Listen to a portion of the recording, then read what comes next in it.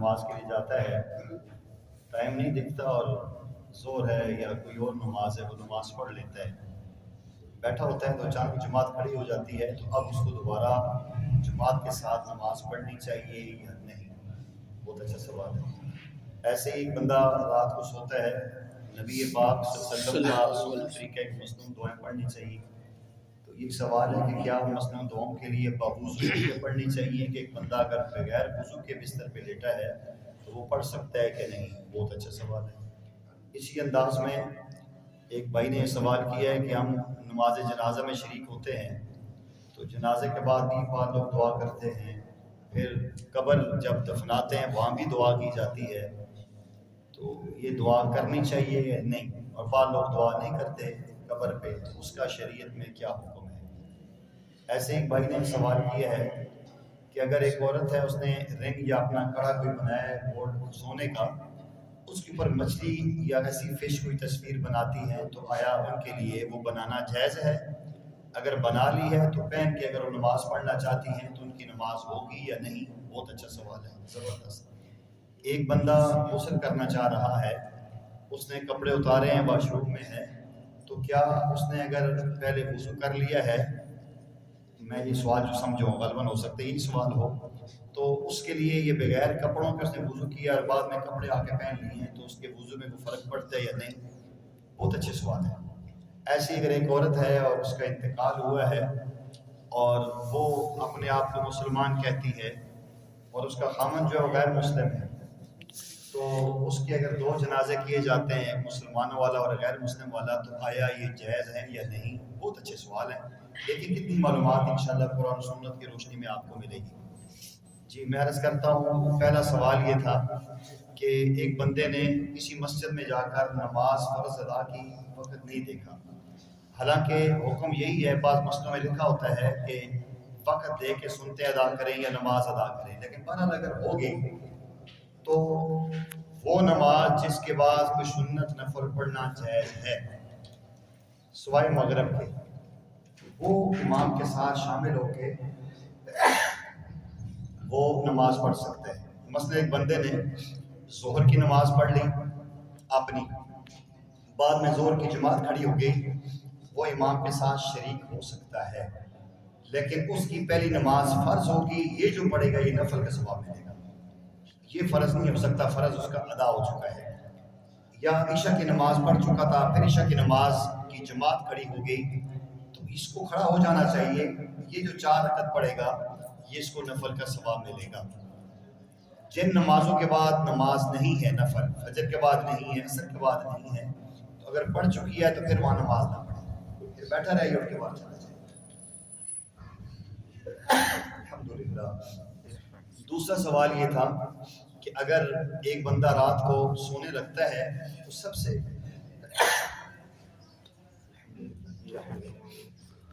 تو اس کا مصنون طریقہ یہی ہے کہ رات کو سونے سے پہلے باوضو ہونا چاہیے۔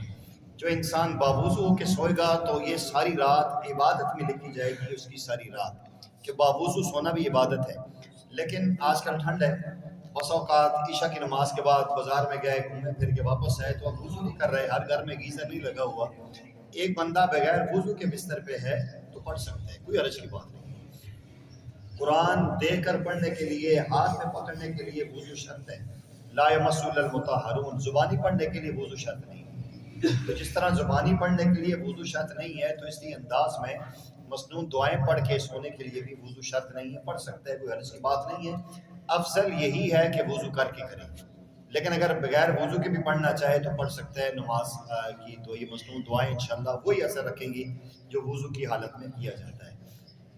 تیسرا سوال یہ ہے کہ اگر ایک عورت اپنے آپ کو مسلمان کہتی ہے اور اس کا خاوند وہ عقیدہ رکھتا ہے جو مسلمانوں کا نہیں ہے، بہت سارے عام طور پہ قادیانی، مرزائی، یہودی، عیسائی، یہ تو ہمارے معاشرے میں اتنا مسئلہ نہیں ہوتا، ہمارے یہاں مسئلہ ایک اور لوگوں کی طرف ہوتا ہے کہ جو اپنے آپ کو مومنین کہتے ہیں، مومنین کہیں یا جو بھی اپنے آپ کو کہیں، جن کا عقیدہ یہ ہے قرآن سچی کتاب نہیں، جن کا عقیدہ یہ ہے کہ صرف سیدنا علی، اماں فاطمہ، حسن حسین اور پیارے آقا پاک ہیں، 5 تن پاک، باقی سارے ایمان سے فارغ ہیں والعیاذ باللہ. جو ایسے کفری عقیدے رکھتے ہیں، اگر ایسے عقیدے کی عورت ہو اور مسلمان مرد ہو، یا مسلمان عورت ہو اور ایسا مرد ہو، تو شرعاً ان کا نکاح ہی نہیں ہوتا، وہ شرعاً خاوند بیوی بن ہی نہیں سکتے. اگر کسی نے ایسا کیا ہے تو ساری زندگی جو کرتے رہے ہیں ان کو پتہ ہے کہ پھر نکاح کے بغیر ہی ہوا ہے. پھر اس سے اگلا جو المیہ ہے، میں نے کئی دفعہ یہ مسئلہ بیان کیا ہے پہلے بھی اور سمجھایا بھی ہے، خلاصہ قرآن میں بھی ہم نے بیان کیا ہے کہ نبی پاک صلی اللہ علیہ وسلم کے زمانے میں ابی بن سلول جو تھا وہ یہی عقیدہ رکھتا تھا. عثمان غنی کے بارے میں اس نے نازیبہ جملے بولے، اما عائشہ کے بارے میں والعیاذ باللہ بدکارہ زانیہ والعیاذ باللہ اس نے کہا، پیارے آقا علیہ السلام کو والعیاذ باللہ ذلیل اس نے کہا. ایسے سارے جملے جو آج کل ہو رہے ہیں. اس نے مسجد نبوی کے مقابلے میں مسجد زرار بنائی. یہی عقیدے تھے جو آج مروجہ ان لوگوں کے ہیں. تو پیارے آقا کریم صلی اللہ علیہ وسلم اپنے اخلاق کی بنیاد پہ اس کی چاہت پر جنازے کے لیے بھی چلے گئے، اس کو آپ نے جبہ بھی دے دیا. تو اللہ تعالیٰ نے حکم دے دیا کہ وَلَا تُصَلِّ عَلَىٰ أَحَدٍ مِّنْهُم مَّاتَ أَبَدًا وَلَا تَقُمْ عَلَىٰ قَبْرِهِ. ایسے عقیدے اور نظریے والا بندہ ہو تو کبھی بھی آپ نے اس کی نماز جنازہ نہیں پڑھانی اور نہ ہی آپ نے اس کی قبر پہ کھڑا ہونا ہے. آپ پیچھے ہٹ جائیں. استغفر لهم او لا تستغفر لهم ان تستغفر لهم 70 مرة. 9ویں پارے میں اللہ نے بیان کیا ہے کہ اگر آپ استغفار کریں یا نہ کریں، 70 بار بھی استغفار کریں، یہ ایسے بدبخت ہے کہ ہم اس کی توبہ قبول نہیں کریں گے. تو جب اللہ کے نبی صلی اللہ علیہ وسلم کو منع کر دیا گیا ہے تو ایسے لوگوں کی نماز جنازہ ہمیں نہیں پڑھنی چاہیے. اور اگر کوئی عالم ایسے بندوں کی جنازہ پڑھاتا ہے جس کا عقیدہ یہ ہے، وہ جناب ایمان سے بھی فارغ، طریقہ سے بھی فارغ ہیں. یہ اہل سنت کا اور قرآن سنت کا فیصلہ ہے. ایک تو یہ ایسے بندے کی نماز جنازہ میں جانا ہی نہیں چاہیے. اچھا، ہمارے یہاں ایک دھوکہ یہ لگتا ہے، دیکھو میں کسی کی ذات پہ اٹیک نہیں کر رہا، شریعت کا مسئلہ واضح بیان کر رہا ہوں. ہمارے یہاں ایک دھوکہ یہ دیا جاتا ہے کہ بھائی یہ جو بندہ ہے جب اگر وہ مسلمان ہے تو اس کا ایک جنازہ ہونا چاہیے، غیر مسلم ہے تو غیر مسلم والا ہونا چاہیے. یہ مکس اپ کیوں کرتے ہیں؟ یہ نہیں ہونا چاہیے، یہ غلط ہے. یہ پہلے سنی پرسن تو پھر اسی پرسن، یہ غلط بات ہے. ایک بندہ دو رنگی ہو ہی نہیں. ایک بندہ کافر بھی ہو مسلمان بھی ہو، نہیں ہو سکتا. تو اگر کوئی بندہ یہ کہتا ہے کہ ہم پہلے اہل سنت کا جنازہ پڑھتے ہیں اور سنی امام پڑھائے گا، میں سوال کرتا ہوں کیا یہ سنی امام والعیاذ باللہ میرے آقا سے بڑھ گئے؟ جب ان کو منع کیا ہے کہ آپ نہیں پڑھا سکتے تو اس کو غیرت کرنی چاہیے. تھوڑی سی ایسے بندے کا جنازہ نہیں پڑھانا چاہیے جس کے عقیدے ایسے. اور اگر کوئی جاتا ہے اور اس کے باوجود جانتا ہے کہ نہیں سڑی آ رہی ہے تو پھر قرآن سنت کا فتویٰ لے لے. تینوں جو ہمارے مشہور مسلک چل رہے ہیں، اہل سنت کے، مسلک دیوبند کے، اہل حدیث کے، تینوں کے ہاں ایسے بندے کا نکاح ٹوٹ چکا ہے، ایمان جا چکا ہے جو کافر کی جنازہ پڑھتا ہے.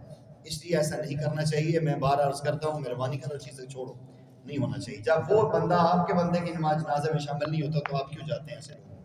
تو اگر گیا تو پھر اپنی خیر منائے اور کسی عالم کے پاس جا کے پھر تجدید ایمان کرے.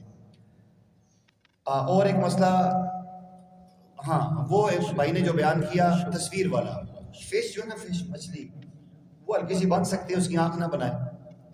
آنکھ کے بغیر کوئی بھی، مثلا کوئی بناتے ہیں تتلی بناتے ہیں یا کوئی بھی اگر گولڈ کے اوپر تصویر بناتے ہیں تو اس کی آنکھ نکال لیں. آنکھ کے بغیر بنا لیں، وہ تصویر نہیں ہوگی، وہ خاکہ بن جائے گا. تو ویسے بھی اگر یہاں اس نے کر لی اور وہ چوڑی ہے یا کڑا ہے یا کوئی ایسی چیز وہ اس کے بازو کپڑوں کے نیچے آ گئی ہے تو نظر نہیں آ رہی. جس طرح قائد اعظم صاحب کو جیب میں رکھ کے نماز پڑھ سکتے ہیں تو وہ بھی اندر ہو تو ہو جاتی ہے. لیکن ایسی انگوٹھی ہو، اس کے اوپر کوئی شیر کی یا ایسی کسی جانور کی یا پرندے کی ایسی تصویر ہو کہ وہ حقیقتاً وہی نظر آ رہی ہو تو پھر شرعاً اس کی نماز نہیں ہوگی. ایسی کوئی جیکٹ پہنی ہے سردیوں میں، پیچھے شاہین بنا ہوا ہے یا کسی کے فرنٹ پہ گھوڑا بنا ہوا ہے یا اونٹ بنا ہوا ہے، تو ایسی جیکٹ پہن کے اگر آگے نہیں پیچھے ہے تو اس کی تو نماز ہو جائے گی لیکن پچھلے کی نہیں ہوگی جس کے آگے تصویر. اس کی کوشش کرنی چاہیے اگر ایسی کسی میں تصویر بھی ہو تو حکم یہ کہ آگے دھاگا نکال لیں تاکہ اس کی منڈی اوپر سے سر غائب ہو جائے. سر کے بغیر تصویر کے حکم میں نہیں آتی. یہ گنجائش ہے درمیانی. اگر آنکھ نہ ہو بس وہ ہو جاتی ہے، پھر وہ تصویر ہی نہیں ہو جاتی. اب انسان کی شکل بنی ہے نا، اس کی آنکھیں اور چہرہ مٹا دیں. یہ بس ایسا بالکل ایسا ہے، کسی کوئی تصویر بنی ہے اس کی آنکھوں پہ چہرے پہ آپ نے کالا نشان مار دیا ہے. کئی لوگ گھر میں لگاتے ہیں بڑی سینری بیت اللہ شریف کی، تو سامنے لوگوں کی تصویریں جو طواف کر رہے ہیں، کوئی دعائیں مانگ رہے ہیں، ان کے چہروں پر کالا مار کر لگا دے تو کوئی بات نہیں، وہ تصویر ختم ہو گئی. لیکن اس کی بناوٹ اس طرح ہے جس طرح فش کی ہوتی نہیں کچھ نہیں ہوتا، وہاں کچھ ہٹا نہیں دو. ہوتا، کچھ نہیں ہوتا. بس بہتر یہ ہے کہ نہ کیا جائے، لیکن اگر ہے تو اس سے احتیاط کی جائے تو زیادہ مناسب ہے. اس پہ ملتا جلتا ایک اور مسئلہ ہے کہ بعض لوگوں نے بازوؤں پہ یہاں تصویریں بنائی ہوتی ہیں، اندر وہ مشین سے کر کے رنگ بھرا ہوتا ہے، تو اگر وہ تصویر ہے یا نہیں، وہاں کچھ بھی چیز ہے، پھول بھی بنایا تو اس بندے کی نماز نہیں ہوگی. کیونکہ یہ جو جگہ جہاں وہ تصویر بنی ہوتی ہے اس کی جگہ پہ پانی نہیں لگتا، اور ایک بال کے برابر بھی اگر جسم کا حصہ خشک رہے تو وہاں وضو نہیں ہوتا. تو اکثر لوگوں کو دیکھا ہے کہ لوگ، اللہ تعالیٰ ہم سب کو بار بار حرمین لے جائے، لوگ حرم کا طواف کر رہے ہیں لیکن انہوں نے ٹیٹو بنائے ہوئے ہیں اور پتہ نہیں کیا کچھ بنائے ہوئے ہیں بازوؤں پہ. جب ایک بندہ پاک ہی نہیں ہے تو اس کا طواف کیسے ہوتا ہے؟ علماء کا بڑا سخت فتویٰ ہے ایسے بندے کے بارے میں کہ یہ بندہ پاک ہی نہیں ہوتا. یہ کل مرے گا تو میت کیسے پاک کرے گی؟ کسی نے ایسے بنائے ہوئے ہیں، سٹار بنا ہوا ہے، چاند بنا ہوا ہے، کسی کا نام لکھا ہوا ہے، تو وہ جس طرح لکھوایا ایسے مشین سے کھنچوائے، ورنہ اللہ کے یہاں اس کی سخت پکڑ ہوگی. قرآن کی ایک مجھے یاد نہیں رہا، ایک ترتیب نزولی اور ایک اور ترتیب ہے، یہ کیا چیز ہے؟ اور یہ اچھا یہ ہے علمی ایک سوال ہے. قرآن کریم کی ایک ترتیب نزولی اور ایک ترتیب رسمی ہے.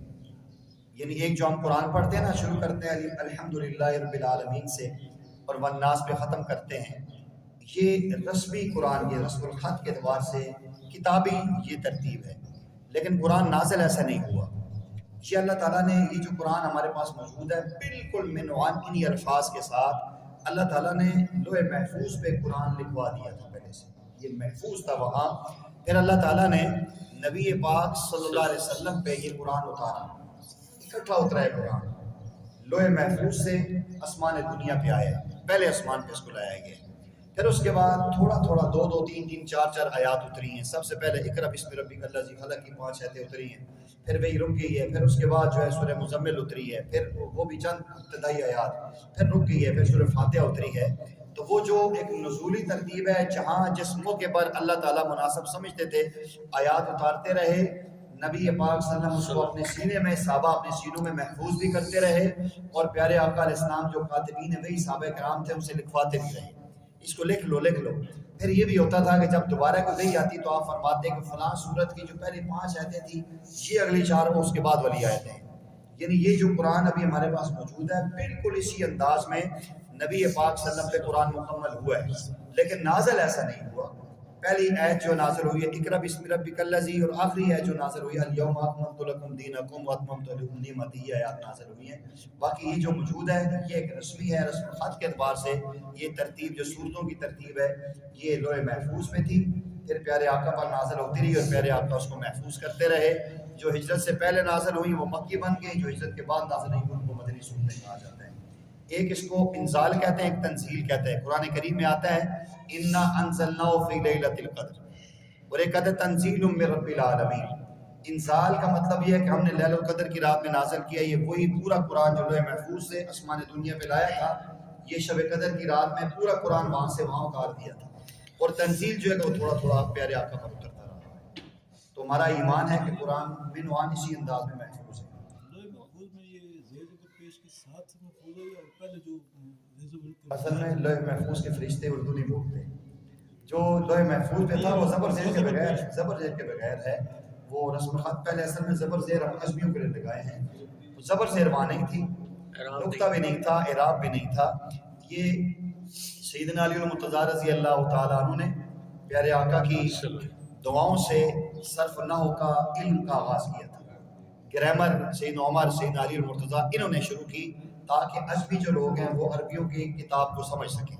الحمدللہ ہم نے مدینہ پاک میں پیارے آقا علیہ السلام کے زمانے کا ایک خط بھی ہم نے دیکھا ہے عجائب گھر میں اس دفعہ، اور الحمدللہ وہ عثمان غنی رضی اللہ تعالیٰ عنہ کا جو قرآن کا نسخہ تھا وہ اصل تو نہیں ہے لیکن اس کی کاپی کر کے انہوں نے رکھی ہے، تو وہ نہیں پڑھ سکے ہم.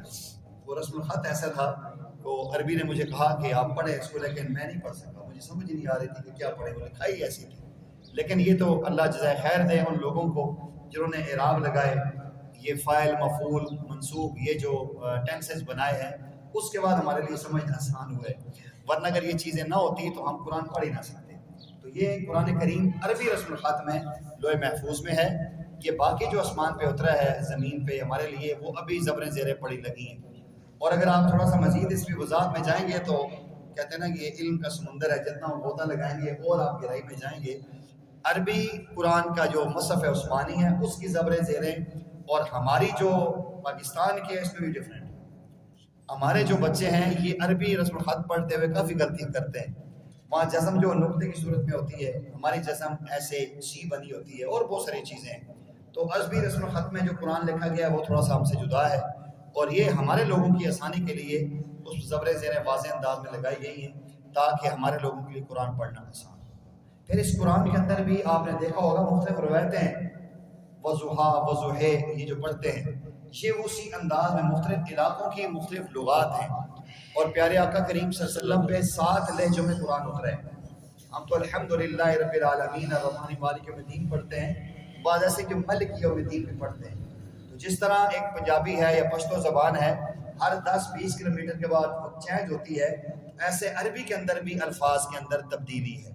تو کئی دفعہ اگر آپ غور کریں تو بعض عربی لوگ قرآن پڑھتے ہیں آپ کو سمجھ نہیں آتا یہ کیا کر رہے ہیں.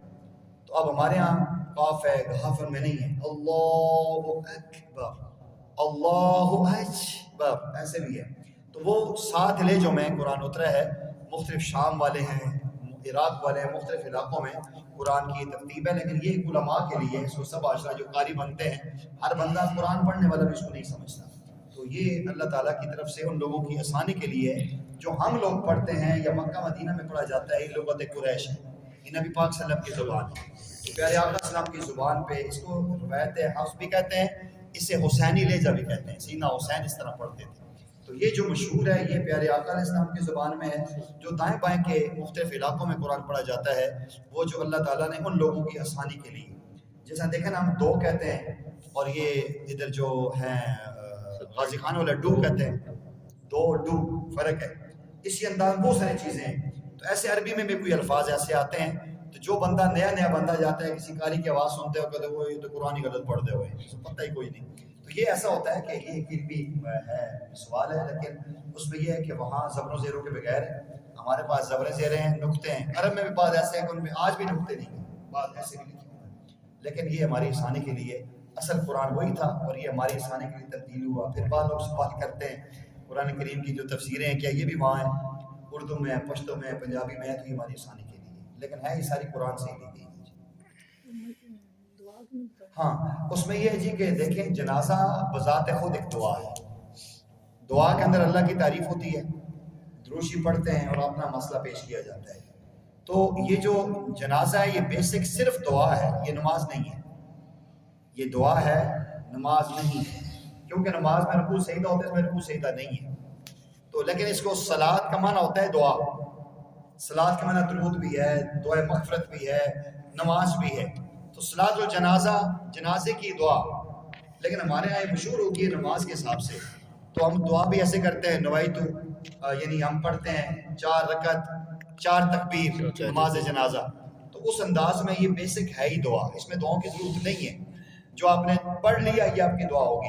ہمارے استاد جی کہا کرتے تھے کہ باقی ساری دعائیں ہاتھ اٹھا کے ہیں، جنازے والی دعا ہاتھ باندھ کے. لیکن ہمارے ہاں علم کی کمی ہے، اویئرنیس نہیں ہے، قرآن و سننے سے ہم دور ہیں. اس لیے ہمارے ہاں چلو کچھ امن ہے، جو علاقے تھوڑے دور ہیں وہاں تو مار کٹائی ہے کہ جو بندہ دعا کرے گا وہ مسلمان ہے، جو نہیں کرے گا تو وہ فارغ ہے. تو اس لیے ایسا نہیں ہونا چاہیے. دعا جنازے کا حصہ نہیں ہے.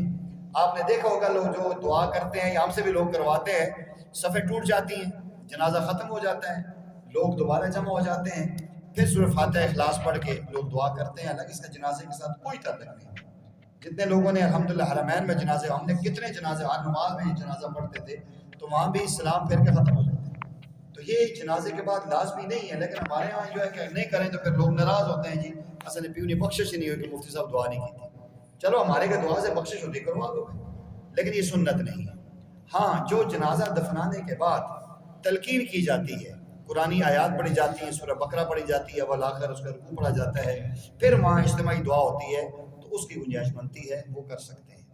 وہ بھی کوئی اگر نہیں کرنا چاہتا تو نہ کرے. لیکن جب اتنے لوگ جمع ہوئے ہیں، آئے ہوئے ہیں، تو ہمارا ویسے بھی حق ہے مسلمان مرحومین کے لیے دعا کرنا. تو قبلہ رخ ہو کے دعا کر لی جائے. لیکن اس کو بھی لازم کرنا اور نہ کرنے والے کو تو تشریح کا نشانہ بنانا یہ غلط ہے، ایسا نہیں کرنا چاہیے. مجھے پتہ ہے کہ میری بات یوٹیوب پہ جائے گی، بعض لوگوں کو سمجھ نہیں آئے گی، لیکن بات وہ ہے جو قرآن و سنت کی، اس پہ عمل کرنا چاہیے. غسل کے دوران وضو، جی. غسل کے دوران جو وضو، اب غسل اگر ایک بندہ کر رہا ہے تو وضو شرط نہیں ہے، لیکن سنت ہے اگر پہلے وضو کر لیا جائے پھر غسل کر لے تو اچھا ہے.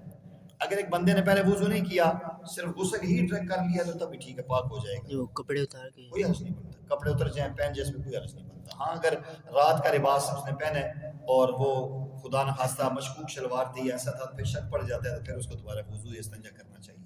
اگر شلوار صاف ہے تو پھر اچھی بات نہیں. سر وہ وائف فوت ہوتی ہے یا شوہر فوت ہو جاتا ہے، اس کے لیے علیحدہ جگہ رکھنا. ہاں یہ سوال کیا تھا اس عزیز نے کہ یہ لازمی نہیں ہے جی. اصل بعض لوگ ایسے کرتے ہیں کہ خاوند بیوی کہتے ہیں کہ ہم زندگی میں اٹھے رہے ہیں تو مرنے کے بعد بھی ہماری قبریں اکٹھی بننی چاہیے. تو بعض لوگ ایسے خاوند فوت ہو گیا تو اس کی قبر کے ساتھ بیوی رکھ لیتی ہے، یا بیوی فوت ہوگی تو خاوند رکھ لیتا ہے کہ میں اس کے ساتھ رکھوں گا. تو ویسے غالباً ایسا میں نے ویسے دیکھا ہے زیادہ تر کہ جو جگہ رکھتے ہیں تو آخر ان کو جگہ وہ مل ہی جاتی ہے عام طور پہ. اسی کے دل میں اللہ ڈالتے ہیں کہ جس نے وہاں دفن ہونا ہوتا ہے، کیونکہ جس کی جہاں سے خمیر اٹھا ہے اس کی قبر وہیں بننی ہے. تو لازمی نہیں ہوتا کہ انسان جو ہے کہ جہاں قبر کی جگہ بنائے اس کو وہیں دفنایا جائے. اگر جگہ اور رکھنا چاہے تو رکھ سکتے ہیں، اس کی بات تو نہیں. کون سی اس نے انتقال کروانا ہے. ہاں اسلام آباد میں مشکل ہے، وہاں پیسے دینے پڑتے ہیں، وہ باقاعدہ اس کا پلاٹ الاٹ کروانا پڑتا ہے، نمبر لینا پڑتا ہے. وہاں تو مجھے نہیں پتا کہ چھوڑتے ہوں، لیکن عام طور پہ وہاں بندہ فوت ہوتا ہے اسلام آباد کا بندہ ہی دفناتے ہیں. تو کہتا ہے اس کے کاغذ بنتے ہیں، اس کی تختی بنتی ہے، اس کا نام اندراج ہوتا ہے. ہاں جی، تو وہ ساری چیزیں وہاں ہوتی ہیں. لیکن وہ رکھنا چاہے تو رکھ سکتے ہیں، اس کی بات نہیں ہے. ہو سکتا ہے کئی لوگوں نے، آپ یقین کریں یوٹیوب پہ ہم نے دیکھا ہے بعض لوگوں نے قبریں میں تیار کی ہوئی ہیں. بعض لوگوں نے اس کے اندر جو ہے نا باقاعدہ پلاسٹک پیرس بھی لگائے ہوئے ہیں، باقاعدہ لوگوں نے تصویریں بنا کے دکھائی ہوئی ہیں. لیکن یہ ضروری نہیں ہے. ہمارے گاؤں میں بزرگ ہوتے تھے، بڑے نیک بندے تھے، ہم نے بچپن میں دیکھا. بس وہ ایک مواعد تھے اور باقی لوگ سارے تھے. تو انہوں نے اپنے شوق کی بنیاد پہ نا، ایک ان کی زمین تھی، اس پہ پہاڑ تھا، اس کے اوپر انہوں نے جگہ برابر کی اور اس کے اندر 2 قبریں بنائیں. کہا کہ ایک قبر میں دفن ہوں گا اور دوسری میری بیوی دفن ہوگی. تو ان کو میں نے دیکھا ہے، لیکن میں بہت چھوٹا تھا، 4-5 سال کی عمر تھی میری اس وقت. تو وہ اکثر ہم دیکھتے تھے کہ وہ پہاڑ کے اوپر جو ہے نا ایک پتھروں کا مکان بنا ہوا ہے، اس میں چھت بنا ہوا ہے. تو وہاں تبھی تک نہیں جا سکا، لیکن میں نے بزرگوں سے بڑوں سے سنا ہے کہ کہتے ہیں ان کو مولوی صاحب کہتے تھے کہ مولوی بابے اور اپنی قبر بڑھائی. تو وہ جب قبر تیار ہوئی تو انہوں نے اپنی بیوی کو کہا تو لیٹ کے دیکھ تیرا سہج ہے برابر کہ نہیں. وہ بیچاری جب وہاں لیٹی ویسے ہی بیمار ہوئی، بڑا وقت اس کو بیماری میں گزرا. لیکن جب وہ فوت ہوئے تو انہیں گاؤں کے اندر درمیانی قبرستان میں دفن کیا گیا. وہ بابا جی کی قبر خالی ابھی آج بھی پڑی ہوئی ہے. تو بہرحال اللہ سے دعا مانگنی چاہیے کہ اللہ مکہ مدینہ کی موت دے، جنت کی موت ہو، جنت البقیع کی موت ہو، پھر تو مزہ آئے جائے. وہاں اتنی عظیم، یقین کریں دل کرتا ہے کہ وہاں انسان فوت ہو، نبی پاک صلی اللہ علیہ وسلم کے پہلو میں ہو. اور یہ وہی لوگ ہیں جن کے دلوں میں تمنا اور تڑپ ہوتی ہے، اللہ ایک دن کرتے ہیں کہ وہاں وہ لوگ فوت ہو جاتے ہیں. وہاں عظیم دیکھیں، امام کعبہ جنازہ پڑھا ہے، امام مسجد نبی جنازہ پڑھا ہے. اور قیامت کے دن پیارے آقا فرماتے ہیں جب میں اٹھوں گا اپنی قبر مبارک سے تو سیدنا بلال میرے قدموں سے اٹھیں گے، سیدنا ابوبکر کا ہاتھ میرے دائیں ہاتھ میں ہوگا، عمر کا ہاتھ بائیں ہاتھ، ایسے میں پا رہا ہوں. تو سب سے پہلے جتنے لوگ بھی جنت البقیع میں دفنائے گئے، سب سے پہلے زیارت میری ان کے ساتھ ہوگی، اور وہ میرا پہلا قافلہ ہوگا. ان کو لے کے میں چلوں گا. پھر جنت المعلا والے جو مکہ شریف والے ہیں وہ آئیں گے اور پھر یہ قافلہ بنے گا، پھر عرفات کی طرف جائیں گے. تو وہ دعا مانگنی چاہیے. اللہ تعالیٰ اچھی قبر دے اور اچھی جگہ اللہ تعالیٰ. شعبان شروع ہوا ہے تو اس میں کوئی مشہور مسلمانوں کی فتح یا کوئی غزوات کا وہ ذکر، انشاءاللہ نیکسٹ اگلے جمعے اور میں کریں گے. اس کے علاوہ کوئی مطلب یہ ہے کہ اسی مہینے کے اندر نیکسٹ اکثر تاریخ کی چیزیں انشاءاللہ بیان کریں گے. شعبان کے فضیلت 5 لفظ ہیں، اس میں بھی انشاءاللہ گفتگو نیکسٹ جمعے میں کریں گے. بہت ہو گیا. سبحان ربک رب العزت